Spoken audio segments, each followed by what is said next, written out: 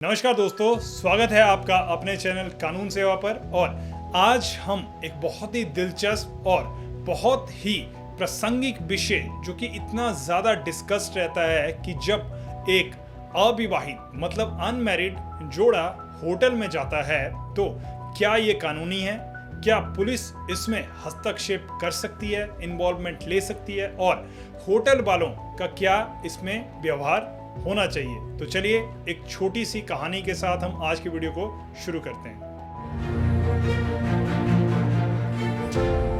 तो दोस्तों, सबसे पहले कहानी की करते हैं शुरुआत। दो लोग जो आपस में काफ़ी अच्छे दोस्त होते हैं, एक छोटे से ट्रिप पर जाते हैं, प्लानिंग करते हैं। उन्होंने एक शहर में एक अच्छे से होटल में कमरा बुक कर लिया। जब वे रिसेप्शन पर पहुंचे तो होटल का स्टाफ अजीब नज़रों से उन्हें देखने लगे। अब आप सारी कहानी ध्यान से सुनिएगा। सबसे पहली चीज़ है, अजीब नज़रों से उन्हें देख लिया। कुछ देर बाद मैनेजर ने उनसे कहा, यहाँ अनमैरिड कपल्स के लिए रूम्स नहीं दिए जाते हैं। अब ये सुनकर वे दोनों क्या हो गए, परेशान हो गए, असमंजस में पड़ गए कि अब सवाल ये था कि क्या होटल का ऐसा करना सही था जो उनके लिए उन्होंने किया, और क्या ये कानूनी भी था। तो चलिए इससे कानून की नज़र से भी समझते हैं। तो दोस्तों, हम सब भारत के वासी हैं और भारत में अनमैरिड जो जोड़े हैं वो होटल में क्या कानूनी तौर पे रह सकते हैं या नहीं।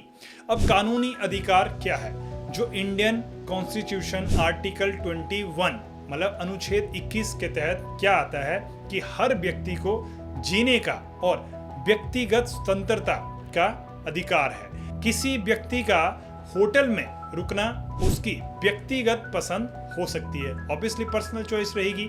अगर वो होटल में रुक रहे हैं तो वो उनका खुद का डिसीजन है। अब वे दोनों जिनकी हम कहानी बता रहे हैं वो 18 साल से ऊपर के हैं, ये भी हम मान के चल रहे हैं, तो उन्हें होटल में रुकने का पूरा अधिकार है। पहली चीज क्लियर होगी कि वो क्या होटल में रुक सकते थे, तो वो होटल में रुक सकते हैं, ऐसा कोई भी लिमिटेशन नहीं है। अब कोई ऐसा प्रतिबंध बिल्कुल नहीं है।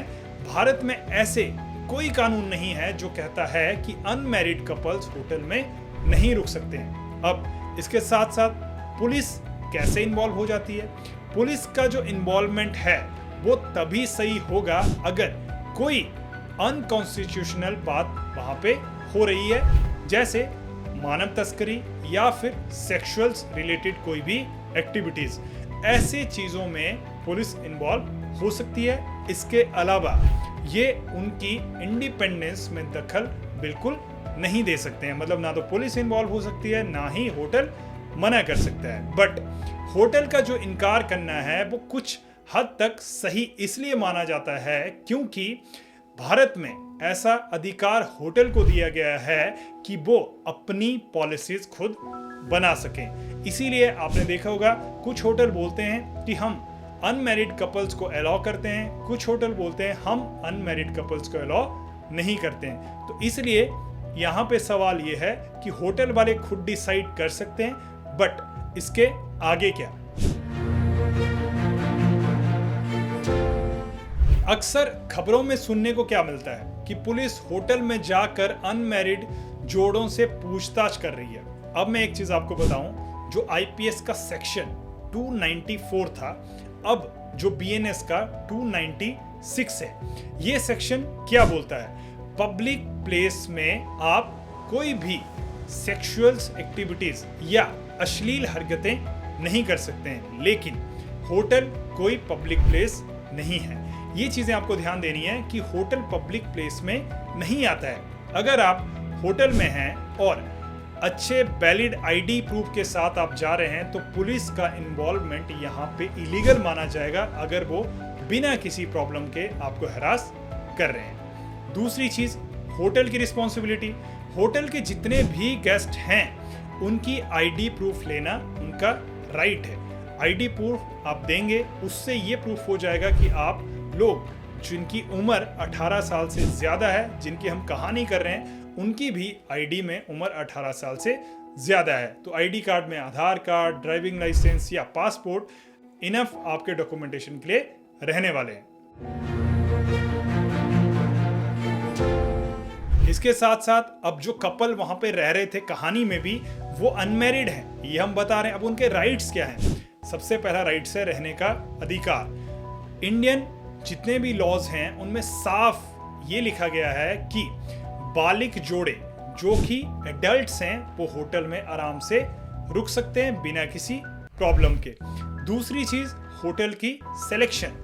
पहले भी मैंने बताया वही होटल चूज करें जिसमें अनमैरिड कपल्स अलाउड हैं। तीसरा, पुलिस का सामना। अगर कोई पुलिस ऑफिसर बिना वजह के होटल में आकर सवाल पूछे तो सबसे पहले उनसे वारंट आपने मांगना है कि आप ये जो पूछताछ कर रहे हैं या जिसलिए आप हमारे होटल के रूम में आए हैं क्या आपके पास वारंट है, क्योंकि वो आपने कोई भी अनकॉन्स्टिट्यूशनल चीज वहां पे नहीं करी है या अनलॉफुल चीज वहां पे नहीं करी है। इसके साथ साथ होटल के खिलाफ आप कंज्यूमर कोर्ट में शिकायत भी कर सकते हैं। पुलिस की जबरदस्ती के लिए आप लोकपाल में या मानव अधिकार आयोग में जाके कंप्लेंट कर सकते हैं, क्योंकि वो आपको परेशान कर रहे हैं और वो आपकी लिविंग पे क्वेश्चन मार्क कर रहे हैं। तो दोस्तों अब कहानी के अंत पर वापस आ जाते हैं। दोनों ने मैनेजर से कहा कि उन्होंने अपनी पहचान पहले ही स्पष्ट कर दी है, इसके बावजूद उन्हें कमरा देने से मना किया गया। तो तुरंत एक दूसरे होटल में बुकिंग की जहां उन्हें आसानी से कमरा मिल गया। अगले दिन जब पुलिस वहां पहुंची और पूछताछ करने लगी तो वे शांत रहे और पुलिस ने पूछा क्या आपके पास हमारे खिलाफ कोई वारंट है। मैंने पहले बताया यही चीजें पूछनी है, तो उन्होंने पुलिस से सबसे पहले क्या पूछा, क्या हमारे खिलाफ कोई वारंट है। पुलिस ने ज्यादा सवाल नहीं किए और चली गई। ये घटना उन्हें ये सिखा गई कि अपने अधिकार के बारे में अगर आप जागरूक होंगे तो कोई आपको परेशान नहीं कर सकता। तो दोस्तों ये कहानी के साथ साथ कुछ सुझाव भी हैं। सबसे पहले होटल में रुकने से पहले आप उनकी पॉलिसीज को जरूर पढ़ें, ताकि ऐसा ना हो उन्होंने पहले मेंशन कर रखा हो कि हम अलाउ नहीं करेंगे और आपने वहां पे बुकिंग ले ली। हमेशा वैलिड आईडी कार्ड साथ में रखें। अगर किसी प्रकार का पुलिस वहां पे हस्तक्षेप ले रहा है, इन्वॉल्वमेंट ले रहा है, तो आप उनसे जरूर पूछें कि हमने ऐसा क्या किया है या फिर आपके पास कोई वारंट है। और हमेशा किसी भी परेशानी की स्थिति में कानून की मदद लेने से आपने डरना नहीं है।